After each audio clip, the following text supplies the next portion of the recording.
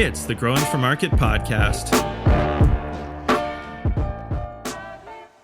One of the key things for Lyric and I having a degree of financial flexibility is when we were quite young, we saved super aggressively and got to $20,000 in a fund that's like just an emergency nest egg. And it never gets pulled from unless there's an emergency, right? Like it took time and it took diligence and it took sacrifice and being frugal and all these things. But having that feels like as resilient as any farm design consideration you could make. If I broke my arm and couldn't help that well on the farm, that would be a huge value loss in our productivity. But internally, we're like, we can take a deep breath because okay, we're going to be okay because of that fund. And having a similar nest egg in the business account as well, like it just enables that much more freedom and flexibility. So I think that is important as anything and definitely under talked about in all the dialogues I've heard and been a part of talking about storm and major weather event and, farm resilience. Hello and welcome to the Growing for Market podcast, where we talk about growing, marketing, and the business of growing vegetables and flowers for local markets like farmers markets, CSAs, farm stands, and local wholesaling. I'm Andrew Mefford, your host and the editor of Growing for Market magazine for 34 years, the magazine for flower and vegetable market farmers. If you're enjoying the podcast, just wait till you see the magazine. Go to growingformarket.com for more. Also, if you could give us a follow and a rating, it really helps other like-minded people find the podcast. And now, let's take a minute to hear from our sponsors. It's with their generous support that we can bring you the podcast for free. A well-built high tunnel is one of the smartest investments a small farm can make. It protects your crops, extends your season, and keeps income rolling in even through winter. Nifty Hoops builds complete Gothic high tunnels that are easy to install and built to last. Their easy, bolt-together construction makes setup straightforward and efficient, whether it's a small backyard hoop house or a dozen large production-scale high tunnels, especially through their community build option, where professional builders work alongside your crew, family, or neighbors to build each structure, usually in a single day. Most growers go with Nifty's full setup: steel-framed end walls, roll-up sides, baseboards, double plastic with inflation, automated vents, and real doors, all priced to make the best choice the easy one. Nifty is a small crew out of Michigan using U.S. steel and working hands-on with growers across the country. They'll help evaluate your site, handle NRCS paperwork, and if they're building with you, they'll even float your cost share until after the build. Visit niftyhoops.com to learn more. Farm more seasons. Grow more food. Nifty Hoops. Renewal season is here, and the work you put in now is what brings members back next year. Melanie from Shake Fork Community Farm, who you may remember as a guest on this podcast, brought in $40,000 in renewals in just 2 weeks. Now she's sharing her exact strategy in a free live workshop and downloadable playbook from Farmhand. Get the playbook and watch on demand at farmhand.partners/GFM. That's farmhand.partners/GFM. Today, I have the pleasure of welcoming Noah Poulos back to the Growing for Market podcast. Noah and his wife Lyric run Wild East Farm in Marion, North Carolina, outside of Asheville. Unfortunately, Wild East Farm was one of those affected by the catastrophic flooding after Hurricane Helene in western North Carolina in September of 2024, and how they recovered from that is what we're here to talk about today. I say we welcome Noah back because we had Noah on the pod back in October of 2023 talking about how they were spreading risk through crop diversity on their new farm. Noah first came on my radar screen when he was interviewed by Growing for Market magazine writer and podcast host Rebecca Kutzer-Rice in her article about making the leap to farming full-time. And then Noah wrote an article for the magazine about lessons they learned from the first year setting up their farm. So if you want more background on Noah and Wild East Farm, there's a podcast and a couple articles there for you in the Growing for Market archives. So without further ado, welcome back to the podcast, Noah. Thanks, Andrew. I'm happy to be back.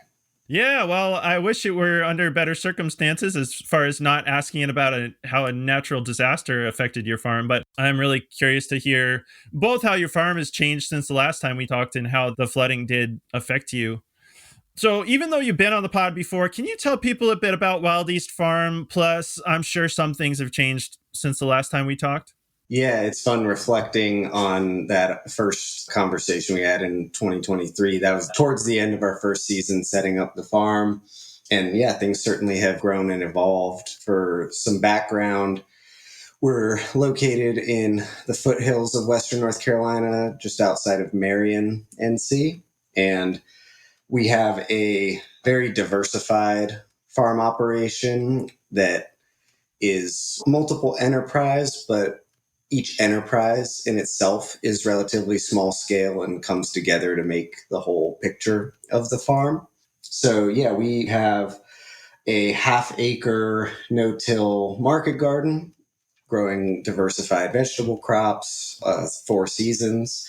We run about 3,000 broilers a year, and those are the main kind of backbone of the economy of the farm. And we also have a couple small groups of pigs that we bring onto the farm, usually 10 to 20 pigs a year. We raise 1 to 200 turkeys a year. This year we did some in the spring, and we always do it for the holiday in the fall. And in addition to that, first season we planted out about 12 acres of mixed agroforestry that is integrated into all the operations of the farm. So, difference between year 1 and year 3, we're starting to see some of the very first fruits of the perennials. Blueberries, Asian pears, cane fruits that we planted back that first year are starting to give back. So that's a big change. Oh, well, that's exciting because that was one thing that really impressed me about your farm plan is that, if people haven't heard the other interview, is that you were starting this farm back when we talked in 2023, but I know you had a lot of experience working on other farms. And so I thought it was a really sort of like mature farm plan you had as far as some garden, some livestock, some long term, the trees and cane fruits and things like that were going to be more of a long term payback. So that's exciting to hear. You're starting to get some harvest from some of those longer term crops. Mm-hmm. Well, one of the main things we're here to talk about is how you guys made it through the flooding from Hurricane Helene, which hit Western North Carolina on September 27th of 2024. So here we are, late August 2025. And so it's almost a year since that happened. And I've been wanting to have this conversation for a while, but I thought it would be good to get a little bit of perspective on it, just because the issue of flooding and dealing with extreme weather events in general is becoming more and more important for farmers worldwide. As climate change heats up the atmosphere, that leads to more evaporation, and as we all know, what goes up must come down, leading to the increase in extreme rain and flooding events that we're all seeing. So, unfortunately, you know this from experience, but I wanted to check in with you guys and see how you're doing almost a year later and see if there are any tips that you can pass on to others about how to prepare for flooding and whether the storm should other growers get flooded out. So, I guess first I wanted to ask you if the flooding caught you by surprise, and did you have any warning that such catastrophic flooding was coming? Hmm. Yeah, I would say it was a process of kind of unraveling some cognitive biases that it felt like we were all experiencing over the course of the days leading up to Helene, where it hit on a Thursday, and it felt like that Sunday we were getting some awareness of like, oh, there could be really bad storms coming through, but it was like, okay, we'll see. And then by Monday, we were all a little bit closer to wrapping our head around it. And the word out about it was so catastrophic. It felt to some degree 4 or 5 days out like, oh, there's no way it could happen to us. And then as we got closer, it seemed like, wow, okay, this is really going to happen. So it was really that Tuesday afternoon, we switched gears into like full do everything we can to prepare mode and figured even if we're doing more than we have to and it doesn't end up being as bad as they're saying it can be, it's just the safer thing to do. So we were out there like harvesting as many vegetables as we could while they still looked good, just so because it's like, okay, we can get it in the cooler and then we'll worry about sales logistics after that. But we know if it floods, it's not going to be happy in the field. Doing things that afternoon and the next day, like digging trenches and making better trenches, like in between our tunnels where a lot of water is shed. And we were fortunate a little bit because we had had a really bad rain event in July that gave us the impetus to renovate our gardens to, I guess, emphasize how raised the beds are and facilitate better drainage in the pathways. So we had done a little bit of work just by the nature of the types of deluges we can get, even if it's not a hurricane, putting out straw under the chicken tractors and doing things like anchoring down all the field infrastructure for the animals. We had time to move some of the critters to higher ground. And we got to a point that Wednesday where we looked around and it was like, yeah, I think we've done everything we reasonably can in this time frame with the tools we have available. Yeah. I was surprised that the flooding got so bad there in Western North Carolina. I grew up in Virginia. I've been to Asheville. I know it's a mountainous area. I'm familiar with the area. And so at first I was thinking, like, oh, it's the mountains. Like, you don't have flooding in the mountains. And then afterwards I was like, oh, duh.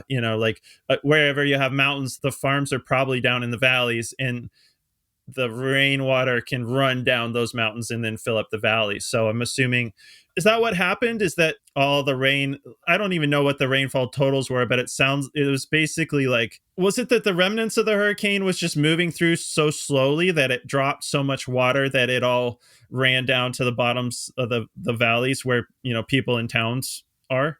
Yeah, it was really a confluence of factors. A major one was that the day before Helene, like maybe the 2 days or 36 hours or so before Helene hit Western North Carolina, we were getting a ton of rain from a tropical storm that preceded it. Okay. So in some areas around Western North Carolina had 7 or 8 inches of rain in the 36 hours before Helene even hit.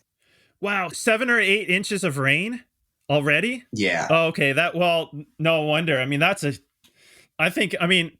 people who listen to this podcast are probably farming. They'll know. I mean, that is a huge amount of rain to start with. So, okay, so bunch of rain before the hurricane even blew through.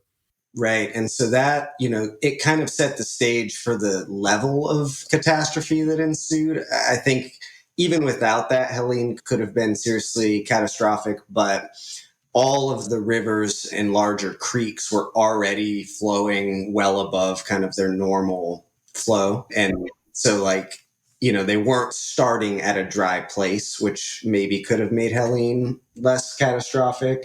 And, that volume of rain before the winds showed up in a lot of places, like loosened erosion prone soil and increased the odds of tree fall, which, there was the flooding, but the tree fall around Western North Carolina has been staggering, like really staggering. Millions of acres of trees down that once stood tall. And that's a big part of the long term cleanup and effects. But yeah, I think that rain event leading up to it, and then 7 to 8 inches before, and then in some places the Helene, across the region, it was between 15 to 30 inches on the day that Helene hit, depending on where you were. So there were some areas that almost got their entire year's worth of rainfall in 48 hours. Oh, that is 15 to 30 inches. I mean, even that low end of 15 inches is, I don't think I've ever been through a rain event of getting 15 inches. Like, I can't even imagine. I mean, I think people know that is a huge amount of rain. So yeah, if the ground was already saturated before that, I'm starting to see how it became so catastrophic. Mm-hmm. Okay, and so the tree fall, you mean that the ground was just so saturated that trees basically keeled over because they weren't well anchored anymore? Yeah, that's part of it. I mean, driving around the region, I'd say the majority of trees that fell were larger old oak trees. And I guess despite what feels like common sense, they don't tend to develop as hardy of root systems as some other trees. almost none of the oaks like snapped along the trunk. Some of the winds in areas were so intense that it snapped trees like toothpicks. They're just like still standing 20 feet high, but just snapped over. So yeah, it was a mix, the wind and the saturation. And then a lot of these big trees in the mountains are growing on pretty thin soil that even if it's not erosion prone, it's rich in organic matter. It's very rocky. It's not a firm substrate. Okay. All right. So, can you take us through how the flood played out on your farm? Okay. So, let's say the flood, it hit on Thursday, Wednesday. You've taken the actions that you said as far as harvesting and moving the animals to higher ground where you could, but you still got what? You got vegetables in the field. You have pigs at that point. You got chickens and or turkeys. So I'm assuming you got turkeys because I know you said you raise them for Thanksgiving. So can you just take us through how that played out from the storm hitting to through the aftermath? Let me zoom out. I'll start by saying that we were affected by the storm, but we weren't devastated by it. Part of that was good fortune. Part of that was the result of diligent design considerations for how we laid things out and how the previous folks laid things out on this landscape. So, I just want to take a moment to recognize the folks who their farm, their vegetable fields, their infrastructure was under 12 feet of water and were like truly devastated, like lost essentially their entire farm. And also shout out to those people, the resilience. Everyone that I know personally that went through that was back up and growing this spring, which is really a testimony to, yeah, it's inspiring. The dedication to not, especially some of the older farmers I know who are impacted, folks in their 50s and 60s who've been at it for decades, to not pack it in and to say, no, like we're going to keep providing food to the community, even though we have to hit the reset button in year 25. So, shout out to those folks and the grit and the heart. And now let's take a minute to hear from our sponsors. It's with their generous support that we can bring you the podcast for free. The Vermont Compost Pre-Buy Sale is back with 20% off orders placed, paid for, and shipped by October 31st. Since 1993, Vermont Compost Company has grown from a small, local operation to a company supplying premium soils to thousands of successful growers all over the country. Vermont Compost Company carefully sources the highest quality materials and amendments to create manure compost and manure compost-based living soils that are approved for organic growing. In addition to product consistency, growers can depend on Vermont Compost Company as an invaluable resource for a breadth of soil and plant knowledge and the technical expertise it takes to grow organically in an ever-changing environment. Each fall, Vermont Compost Company offers a pre-buy sale to incentivize ordering your spring soil before winter settles in. Early bird customers save 20% on orders placed, paid for, and shipped by October 31st. For more information, visit vermontcompost.com/prebuy or call 802-223-6049. Vermont Compost Company, living soils for organic growing since 1993. Today's episode of the Growing for Market podcast is brought to you by BCS America. On our farm, we've had our BCS two-wheel tractor for over a decade, and with no belts to slip, its all-gear-driven construction is still going strong. Though we originally got it for rototilling, we kept it even when we went mostly no-till because it can do so many other things around the farm. From snow blowing to making raised beds with the rotary plow to chipping wood, it can do just about anything you might need on a farm with the right attachment. Need to shred a cover crop? A BCS flail mower will make quick work of even the most vigorous cover crop and chop it up so it breaks down quickly. Want to stir in compost or amendments without inverting soil layers? A power harrow turns your BCS into a precise tilthing machine with depth control so you don't mix deeper than you want to. With so many attachments to choose from, it truly is the Swiss Army knife of farm implements. It's why, instead of saying two-wheel tractor, so many people just say BCS. Tractors and attachments are on sale through the end of the year. Visit bcsamerica.com to find sale pricing and your nearest dealer. And now, back to the show. But back to our farm, we set up the market gardens in more of a strategic location than where the best soil is on the farm. A lot of the farm is really nice, loamy floodplain soil, but it's all very close to the creek, relatively speaking. We wanted the gardens to be human scale, and that includes walkability to key infrastructure, coolers, wash pack, all of that. And we opted to build soil from like quite degraded horse pasture where we did build the gardens, rather than take the risk in the optimal soil of the floods coming through. And so I think that really saved us in the gardens. The pasture extends about 800 feet from the creek before it gets to like sloping upland. And so that's really like the width of our floodplain. And as the storm rolled out, the water was rising, rising, rising. And I'd say it got to about 500 or 600 feet past the creek at peak. And so we were in a place there where we were examining it. A lot of the tree plantings were temporarily inundated, but the gardens and the infrastructure were fully safe from floodwaters. So we were grateful for that. What was really scary for us was more the wind, because we had sustained 60, 70 mile an hour, like period, hours and hours where we were getting sustained gusts in 60 to 70 mile an hour range. We had 2 Caterpillar tunnels that we had just finished building maybe 3 weeks before. And I think when you first put those in, they may not be as like sturdily anchored as when they kind of settle. We fully lost one. It was quite the sight. It pretty much flipped upside down and looked like a sculpture. And the other one about half did it, but we were able to salvage. So in hindsight, I think the safe thing to do would have been to remove or cut the plastic before the storm and just kind of take the loss on the plastic, but preserve the core structure. That would have been wise, I think.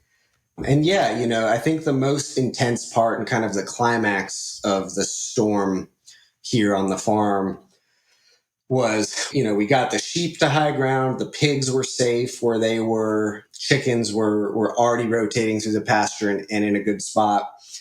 But we have the turkeys rotating in an area that doesn't overlap with the chickens because of bacterial cross-contamination concerns, which is closer to the creek. We drove a pretty tall flatbed trailer and the pickup truck out there before the storm, thinking that we would give them a platform where if the water started to rise on them, they could hop up.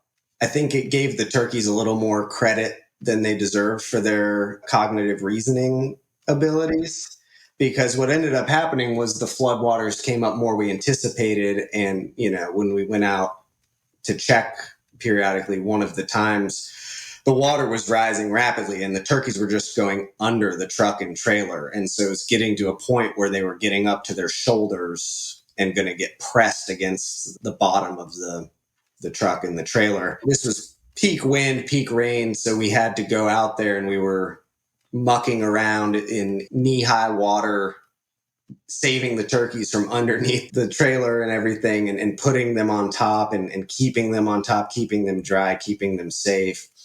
And, that was quite intense and visceral and was a dedication to these animals' well-being. I'm proud to say out of 160 turkeys that were out there, we only lost 3 of them.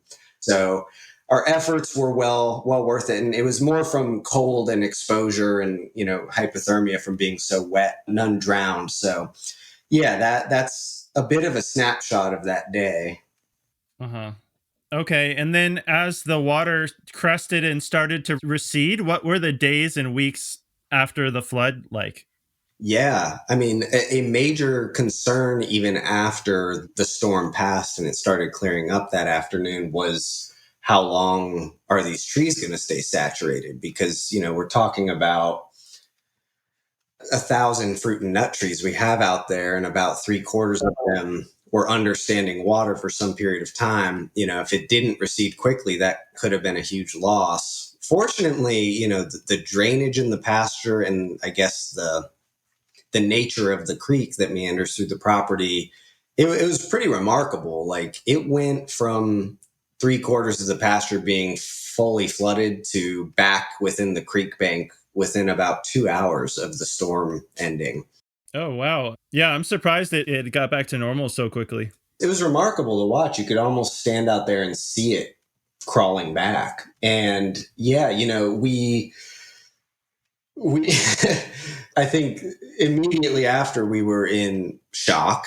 It was very intense, and we had a nice kind of core team that had been there all season, and we were able to take some time that afternoon to prepare and kind of recoup ourselves emotionally and physically. But the very next morning, we hopped into, okay, what's next mode, not just on the farm, but there was really no easy way of knowing how bad it was everywhere else. I think we lost internet, we lost power from the grid, cell service was fully gone for weeks and weeks. So like that, you couldn't even get on your phone on data and see what was going on.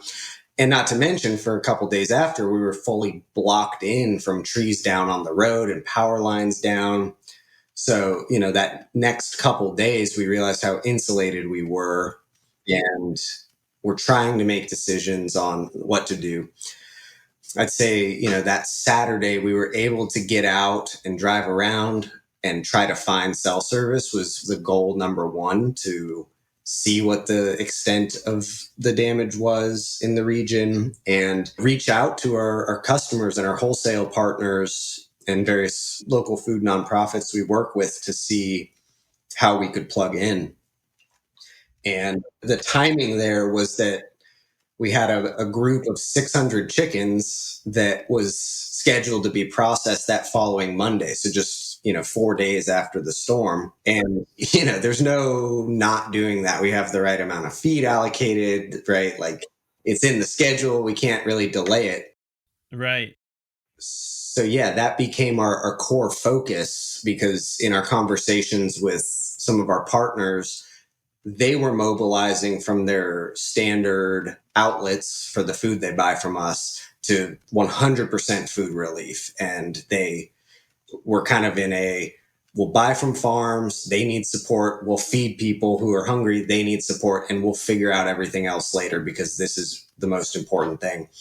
And so we were that whole first week, the next week after the storm, we were processing these 600 birds, getting them packaged. We were making calls about what vegetables would be helpful and working with folks, trying to give them discounts that still worked for us and make the whole thing flow. But that whole following week was a whirlwind of harvesting vegetables, processing and packaging chickens, and then making these runs to town, which normally Asheville's a 40-minute drive for us, but there was a massive landslide on the interstate that makes that possible.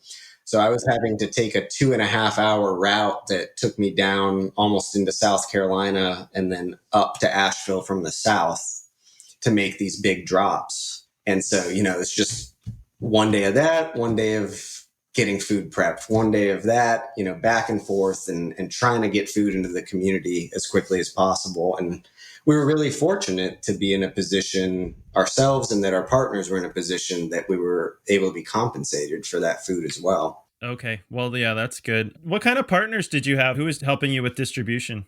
Yeah, it was two key players for us that are normally two of our biggest customers. So we have a really good relationship with them.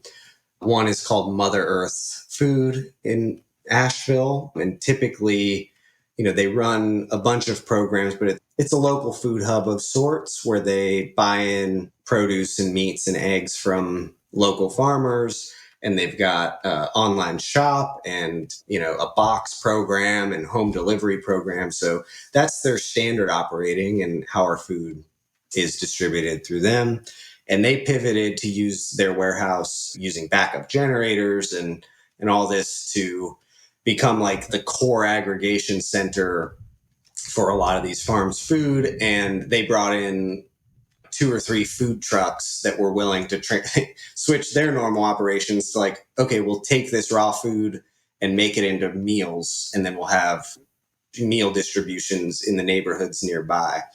And so that's how they mobilized. And then the other partner is called Equal Plates Project. They're a really amazing organization that they're a nonprofit, and their funding goes to buying the highest quality organic local produce and meats.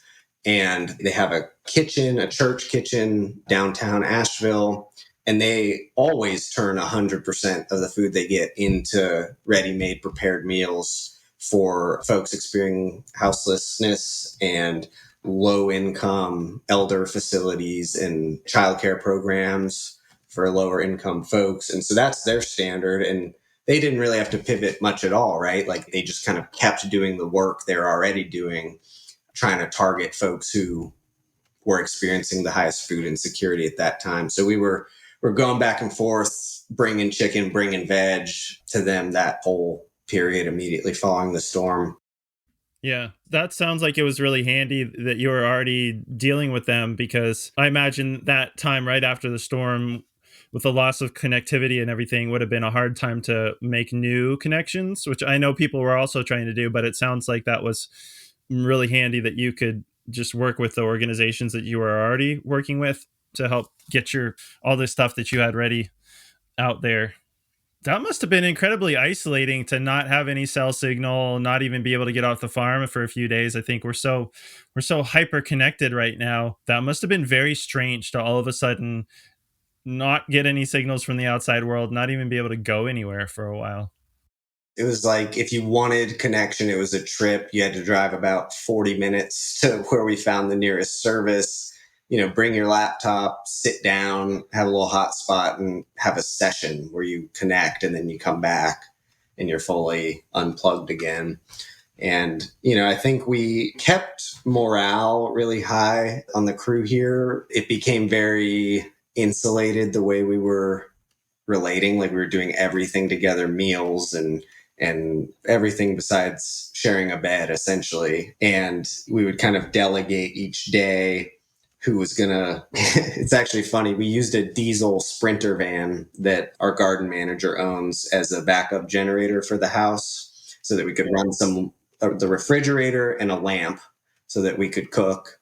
And then someone each night would use the Coleman stove to prepare a big meal, and everyone else during that time be running around working really hard, and we'd all convene for a meal. And we also used it to power a projector, and each night after the sunset we'd just like sit down and watch a movie together. And it's like there's a lot going on in the world, and it felt like those meals and just kind of unwinding, like watching a movie, brought us closer together and kind of helped from keeping us in just like 24-hour mental strain. So in hindsight, it's like there's those moments of beauty and joy within all of it where we were able to connect a little deeper and spend that time. Yeah. Good. Well, I'm glad you had that, because I figure it must have been just mentally and physically exhausting to not only do all the prep work like you were talking about to get ready for the storm, but then the storm actually hits. And then, of course, things are even a bigger mess afterwards. It just must have been an incredibly rough time. I'm glad you guys had that. Was there produce that you had to throw away because it was inundated with floodwaters? Because I know most of the time you're supposed to write off produce that has been submerged, since we have no idea what's in floodwater. Or like, were you able to keep your cooler going enough that all that stuff that you harvested early didn't spoil? Yeah, that's a good question. So yeah, fortunately, none of the floodwaters got to the gardens. It was just heavy rain and the saturation from that. We're fortunate we have a solar array and a battery backup at the barns. So that, we're having to be pretty mindful about the allocation of energy, but we were able to keep our coolers running. We were able to use the chicken processing equipment on those days, despite not having anything from the grid for, it was like 2 or 3 weeks. And yeah, so no floodwater, contaminated vegetables. And it was odd. Like I was pretty much mentally resigned to all the fall crops that we didn't get to pick are just going to be a wash from being so saturated. But it was like the next day for a solid like 6 weeks following the storm. It was like 80 degrees and sunny every single day. And so things actually rebounded significantly better than I had anticipated. And, because it wasn't inundated with flood water, a lot of the fall crops, they had a bit of a period of needing to rebound, but did rebound pretty well for October and most of November. Well, yeah, that's surprising and great that they pulled through. So, what were the financial implications like? I mean, it sounds like you didn't lose a whole lot of crops or a whole lot of animals, but you had the infrastructure and everything. Was there any way to get compensated for anything that you lost in the storm, or was it you just kind of have to eat it and figure out how to pay for it in the farm budget? It's hard to calculate exactly what the loss would have been. And I think we did everything we could to sell stuff that otherwise would have gone to waste if, the chickens we processed and like I said, the preemptively harvested vegetables. And, so there was undoubtedly loss compared to optimal autumn conditions. And so, we felt I'm always preaching to the extent that it works for people like the benefits of diversified farming, because even if the veg had gone 100% flop, there's still other parts of the farm that could carry the cash flow that we could work around, or vice versa. But it was inspiring to see some of the, I guess, bigger player nonprofit organizations that do funding community projects, the way that they pivoted to helping farmers and prioritized that. So there was other things that helped us and helped our partners. There was a grant that Equal Plates got to buy $5,000 worth of turkey, a little bit after the storm, that, is like, that helped them, which helped us because of the way they reallocated their money after the storm. They weren't going to be able to buy as many turkeys, but they were able to pivot to that. And that came through a nonprofit source. There was so many grants out there, and we only applied to one of them just because we felt like that money was better used for folks who were more devastated. And we didn't want to creep into that pool, but we had like a circuit short out really hard in the barn just from like water sheeting in from the surface that took out a couple of our big chest freezers. So we got a grant to replace those chest freezers. And there was definitely a lot of money available. We didn't go through FEMA or anything. Again, like, we kind of assessed the position we were in and felt like we can make it work mostly with the resources we have available to us. Why dip into this thing if other folks are that much more affected? But other folks did GoFundMe and crowdsource campaigns and were able to fund like massive portions of rebuilding their farm. And so it really felt like, from a grassroots side and a more like strategic organizational side, there was immediately a lot of support for the small farming community. And I mentioned those farms that rebounded and are growing this spring despite getting totally washed out. I think that those resources helped make that possible. Hmm. Okay. Well, yeah, that makes sense. I mean, to leave those grants for other people who are more badly affected if you didn't really need them. In the June, July Growing for Market magazine from this year, we had an article about a GoFundMe campaign started there in Western North Carolina in the wake of the hurricane that ended up morphing into a nonprofit working to establish local food system infrastructure that can withstand future catastrophes better. So, I mean, that's a little hopeful story from all this. And I'm glad to hear that there were resources there for other people who are maybe affected even worse than you guys were. So hopefully people have bounced back. But I imagine there are still lingering effects. What are the lingering effects on your farm now, almost a year out from the flood? Yeah, in terms of the majority of the farm landscape, things are cleaned up and fully operational.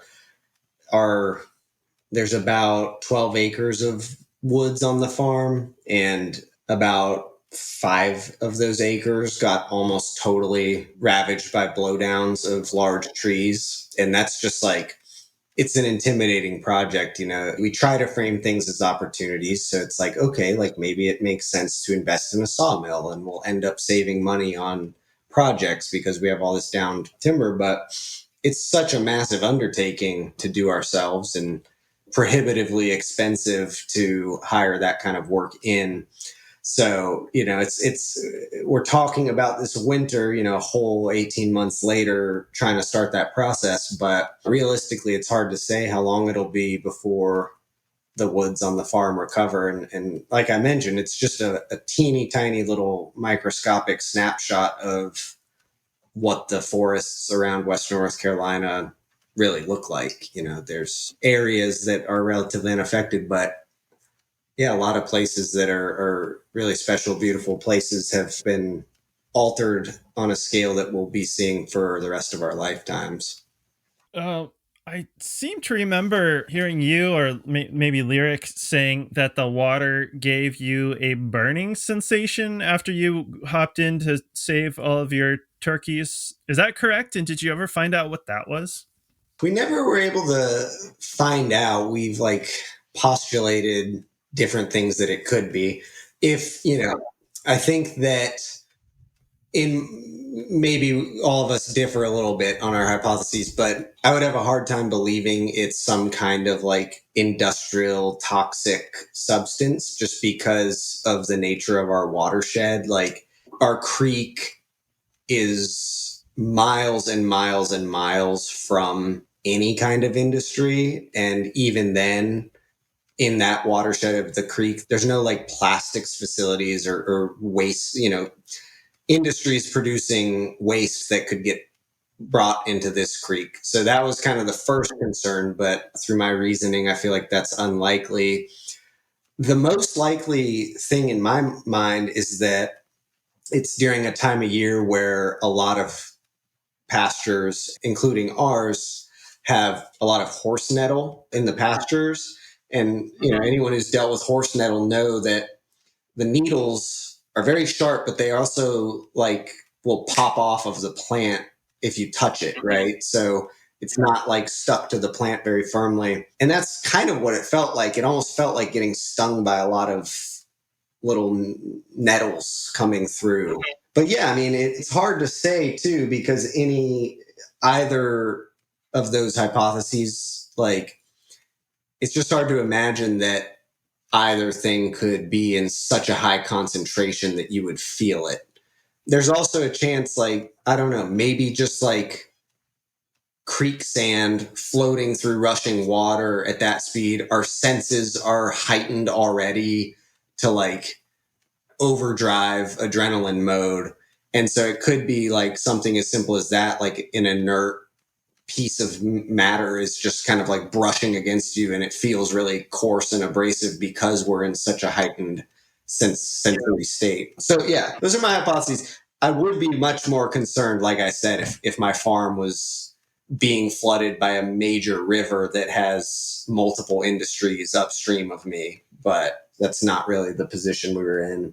Okay, well, that's really good to know just for the future of all your farming there.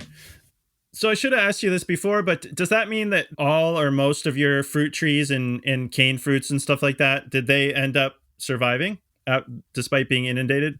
Yeah, yeah, Oh, that's great. yeah, absolutely. I think that, yeah, the pace that the water receded was the savior of the trees. Yeah, virtually lost no trees from Helene in our planting. So if anything, like longer term, there may have been some nice nutrient deposition from the creek, right? So Yeah. yeah, we were really grateful for that. And, it's like I mentioned, the design of the gardens being intentionally out of the floodplain, like the trees aren't. And we knew that when we were planting them. And it's part of, the process of like gauging the risks that we're willing to take and, learning in real time as the years go by and different events happen, how the design is playing out. But that felt like a design victory both on both ends, the gardens and the trees. Yeah, that does sound like a victory. And I know from talking to you before that you had worked on other farms and had experience planning and things like that. So it sounds like it was a good plan. I mean, actually, now it also reminds me. I think that the topic for our previous podcast interview, we ended up calling it diversifying risk with different crops or something like that. So it's kind of funny in retrospect. Of course, we had at the time, had no idea this was going to happen, but sounds like your plan worked pretty well as far as diversifying risk. And that would be such a shame. I'm thinking how those fruit trees and things take a few years to come online. So that would have been such a shame if they got killed. I mean, at any time, but especially after you've done all the work to plant them before you've had a chance to harvest them. So I'm so glad the trees made it through. Yeah, me too. Unfortunately, I think we're all dealing with this. In fact, we were originally supposed to do this interview in early July, and it was right after they had that terrible flooding down in Texas. So in a way, maybe it's good that we have a little more perspective on that. But it just seems like extreme weather is something we need to start planning for. I know I was up in Quebec the week before last visiting with a friend who's starting a farm up there, and he is doing all these drainage projects that he wasn't planning on doing because they've had these huge rain events up there this year. And unfortunately, I think it's the kind of thing where you're like, well, we had 100-year rain event this year, but it's probably going to be more like a every 10 years rain event or something like that as we get this just more extreme weather, with an eye to helping others be ready for such an event. Is there anything more that you would have done on your farm or would like to do since the flood to help and make the farm more resilient in the case of future flooding? Yeah, I think so. Right now is actually a really interesting kind of juxtaposition with the conditions we've had, where by no measure this August has it been anything you could call a catastrophe, but we have gotten about 15 inches of rain since August 1 on the farm. And it's been spread out, right? But it's kind of taught us in our context, like in some ways, that can be harder to manage than some big catastrophic named storm because it's just not drying out. And so we're having to adapt strategies and think longer term. I think this is, I don't know if I'd call it an oversight because it was really a goal of ours to start growing a significant amount of food early and then work out the details as we learned the landscape. But like if I had wanted to take longer and had more money to throw at it, I think anyone growing in the southeast, like drainage on a vegetable farm should be as critical of a thought, like critical part of the thought process as can I grow nice carrots or what tomato trellising system should I use? Like it's not pretty, it's not romantic, it's expensive and can be unsightly, but like the ability to confidently shed water from your gardens when you are getting 15 inches in 15 days and you can just like stick with your crop plan. I think like we've learned how paramount that is in like a general farm design context. And what we're doing is just we're chipping away at it over time, putting in culverts where we need to, watching the water move. A big thing that we did this year was part of the reason parts of our farm get wet and stay wet is there's really high water table in certain parts of the farm. And so if you get a lot of rain, it's like you're getting it from the top and from underneath, it's rising to the surface. And so we had a pond dug strategically in a location where we knew it would be groundwater fed. And the part of the aspiration was that it could be a sink from the groundwater to like direct that water, kind of give it a location of access. So it wasn't just kind of stagnant under important areas. And we've seen some of those areas dry out since digging the pond. And that's been an interesting adaptation to learn from. And maybe it'll require more pond digs, but that's a unique context. I think something we're really proud of, and I think something that's less talked about in the farm, like resilience design, what could be done element is just economic buffers that make high pressure situations that much less high pressure. And so, one of the key things for Lyric and I having a degree of financial flexibility is when we were quite young, we saved super aggressively and got to $20,000 in a fund that's like just an emergency nest egg, and it never gets pulled from unless there's an emergency, right? Like, and that it took time and it took diligence and it took sacrifice and being frugal and all these things. But having that feels like as resilient as any farm design consideration you could make, right? Like, if I broke my arm and couldn't help that well on the farm, that would be a huge value loss in our productivity. But internally, we're like, we can take a deep breath because, like, okay, we're going to be okay because of that fund. And having a similar nest egg in the business account as well, like, yeah, we had to buckle down and do what it took to get there. And then once we're at that point, it just enables that much more freedom and flexibility. So I think that is important as anything, and definitely under talked about in all the dialogues I've heard and been a part of talking about storm and major weather event and, farm resilience. Yeah, that's a really good idea. I mean, I think it's hard to do just because farming doesn't tend to be a huge margin kind of industry. But yeah, I think that that's a risk for a lot of farm businesses, the ones that are a couple few people, is if one of those people is sick or breaks their arm for a prolonged period of time, then it can be really hard on the business. That's a great tip. And yeah, I think something probably a lot of people don't do because it's hard to do when you're also trying to start a farm or run a business or anything. I mean, there's an unlimited number of things we could always invest in our businesses. It's always tempting to must be tempting to break the glass on the emergency fund, but it's probably even better to have it there when you need it. Yeah, and you said it's hard, and yeah, like it was hard to do, and but I hope that sharing that we've done it shows that, like, yes, it's hard and it's also doable because we did so before we started the farm, both earning very humble incomes from the work we were doing prior to Wild East.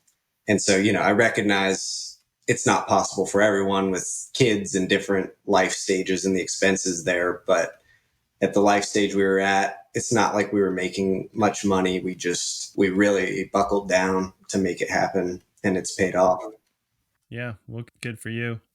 Well, that is the questions that I had for you about the storm, but perhaps there's something that I should have asked you about. Is there anything that I should have asked you about or that you'd like to say before we let you go?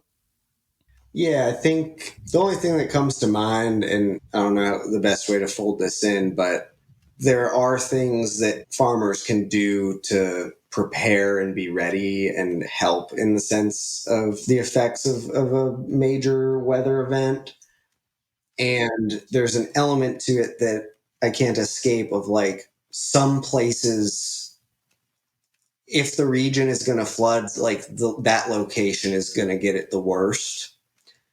And that's knowable information, and I think, like, farmers picking the place that they want to farm, which I understand, it's like land access isn't easy, but I think that it's important to be part of the conversation of, like, if you're going to farm in a floodplain, there has to be some level of, like, knowing the risk that you're taking, because it's not in the, I don't want to say echo chamber, but like the group think of social media, book, small farming, right? Where it's like nothing says, like, hey, if you're farming in a floodplain, like, you have to assess that risk and be okay with it if you're going to make that decision. And so I feel like that's like a point that if it was at the forefront of folks' minds, like in my mind, it's like, yeah, we grow. It's kind of like we grow in the Southeast and disease pressure is going to be super high in the summer. And if I was really, really, really averse to that, I would probably not choose to farm here. But it's a decision that I've made because of the whole picture of it all, right? But seeing that like catastrophic potential as part of it, you know. Right. Yeah. That's a really good point to look at the floodplain maps because I think they're available because they assess, like I think some places have to pay more on their insurance if you're in a floodplain. Because I would urge anybody thinking about starting a farm to look at the soil maps, right? So maybe if you're starting a farm, you also need to start looking at the flood maps. And that's why I think this issue actually does affect farmers more than the general population. Because I know a lot of farms that are built in bottomland or whatever you call it, floodplains basically, because it's a double-edged sword, right? Land adjacent to rivers tends to have really good soils because it floods from time to time and deposits nutrients. And so I think that's a good point you make. People just need to think about it and have their eyes open and realize that it's the crops down by the river may grow really well, but there's some number of years they're going to get flooded out. And I know some people who have tried to balance that risk by having just not putting all their eggs into the same basket. As far as if they have really good river bottom land, it's impossible to resist planting on it. But then ideally you have some other fields that are farther up so that if you get flooded out, it's not a complete wipeout. So I think that's a good point. It's probably something people just have to add if they're thinking about starting a farm, looking at those floodplain maps in addition to the soil maps that are out there. Yeah, yeah. And, it's kind of, I mentioned at the beginning, like unraveling cognitive biases. Like, I think it's very easy, in my experience, to look at a floodplain map and say, oh, I mean, that's the 100-year floodplain. What are the odds? But I don't think that's the right outlook on it, right? If you want to be planning for resilience from day one, I think the best outlook would be to pretend like, how would I set up a farm if I knew it was going to be a 100-year flood next year? Right. Yeah. What decisions would I make then so that you're not blindsided when the time may come, right? Yeah. I mean, I think just like they recently adjusted the USDA hardiness zones to account for climate change. Well, unfortunately, I think that what used to be a 100-year flood is going to be more frequent than 100 years in a lot of places. And so I think that's a really good idea is that people need to plan. I mean, ideally, that would be what you would do, right? I mean, hopefully plan for the worst. And if it doesn't happen, then you're doing really well. But I think that's probably just our new reality with the changing climate, needing to hedge against these extreme weather. So I appreciate you sharing all this experience. I'm sorry you had to go through it, but I, was wondering about you guys, and I appreciate you sharing because I think it's going to be helpful for our community to think about those risks and plan for them. And hopefully it will, the extreme weather is not great, but hopefully it'll make our community stronger if they are thinking about those things. So thank you. Yeah, absolutely. And one final thing, in the concentric circle just outside of farms and farmers, we saw these food organizations, nonprofits, for profits, food hubs, food banks, restaurants like come together and work together in that time. And they made it work, but they weren't prepared to do so. So, in the same way, it's important for farmers to collaborate and have relationships for disasters or otherwise. Like, there should be a call for the regional support network that helps farmers in any part of the country to be thinking ahead and to have open lines of communication and maybe even like contingency plans for what would we do to make sure people are fed, to make sure farmers are getting paid, and to make sure that our organizations can be of service in an instance like that. Seems just as important, right? Yeah, absolutely. And as bad as this event was, there's that example like we had in the Growing for Market magazine article about the like an organization that was quickly created as a Kickstarter, I think it was, and I think they're still around. Isn't they've morphed into like a local food nonprofit, and I know there's a great local food scene there in Asheville, and so I know this event was really devastating for a lot of people. But if there's any kind of silver lining, hopefully it's that is that hopefully people can learn from your experience, and then hopefully there are some organizations that started during the hurricane and are sticking around that can help the whole community from the local farmers to the eaters and everybody. So yeah, hopefully there's that little bit of good.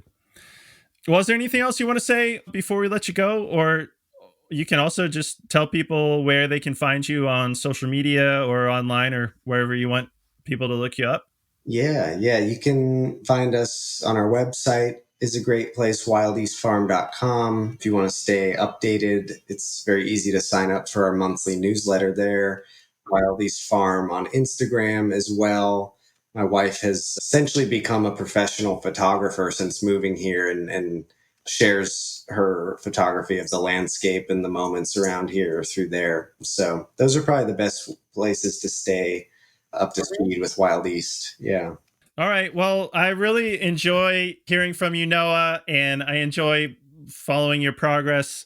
So thank you so much for sharing with our audience today. And yeah, people should check you out there. And I'm just happy to hear it sounds like you've bounced back really well from what was a pretty devastating event. So I'm glad to hear you guys are still doing well. And I wish you the best for the rest of this season and future seasons. Thank you so much. Yeah. Really grateful to talk to you and taking the time. And yeah, appreciate it. All right. Thanks, Noah. Well, yeah, let's keep in touch. You guys are doing all kinds of interesting things down there. I'm sure, I hope we'll hear from you again, either in the pages of the magazine or another podcast conversation or something. So good luck with everything. Hope this fall is less stressful than last fall, and hope people will check you out online or on social media because you guys have a really interesting farm and are doing some great things down there. Great. Yeah. Always happy to hop on or contribute in any way. Yeah. Thanks, Andrew. Cool. All right. Well, thanks so much, Noah. I really appreciate you sharing your experiences with everybody, and we'll talk again sometime. Sounds good. All right. Bye. Thank you for joining us for this episode of the Growing for Market podcast. If you've been enjoying the show, please consider giving us a follow and a rating or a review. It really helps others find the podcast. For more tips and tricks from farmer to farmer, check out our magazine at growingformarket.com. Whether you're a commercial grower or just want to grow like one, subscribe to Growing for Market magazine for the nitty-gritty of growing, marketing, and the business of market farming. We publish 10 issues per year with articles written by experienced farmers on topics ranging from tools and techniques to farm business operations and marketing.